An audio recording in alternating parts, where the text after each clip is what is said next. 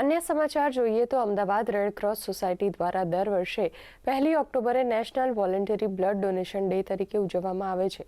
ત્યારે આ વર્ષે દશેરા અને ગાંધી જયંતિના દિવસે કપલ બ્લડ ડોનેશન અભિયાનનું આયોજન કરાયું, જેમાં 100 થી વધુ દંપતીઓએ આજે સવારથી જ રક્તદાન માટે આવી પહોંચ્યા હતા।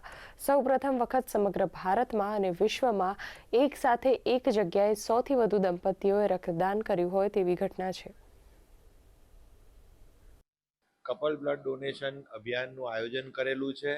આ નવતર અભિયાનમાં 100 થી એક વધુ હસબન્ડ વાઈફ એટલે કે કપલે બ્લડ ડોનેશન માટે અમને એમના પ્લેજ મોકલેલા છે અને આજે સવારથી જ એ તમામ રક્તદાતાઓ અહીંયા આગળ કપલમાં આવીને રક્તદાન કરી રહ્યા છે। આ એક સૌપ્રથમ વખત સમગ્ર ભારતમાં અને વિશ્વમાં અભિયાન થઈ રહ્યું છે કે જ્યારે હસબન્ડ વાઈફ એક સાથે એક જગ્યાએ 100 થી વધુ કપલ્સ રક્તદાન કરશે। સૌથી વધુ રિક્વાયરમેન્ટ આપ જાણો છો બ્લડની છે। આપ જાણો છો કે પૈસાથી બધી વસ્તુ નથી મળી શકતી અને એમાંની આ એક બ્લડ પણ છે જે દરેકના બોડીમાં બનતી હોય છે અને જો તમે 12.5 ગ્રામ તમારું હિમોગ્લોબિન હોય તો ચોક્કસ આ ડોનેટ કરવું જ જોઈએ, જે આપણા માટે પણ સારું છે અને જે પેશન્ટ છે એના માટે પણ એટલી જ અગત્યની વસ્તુ છે।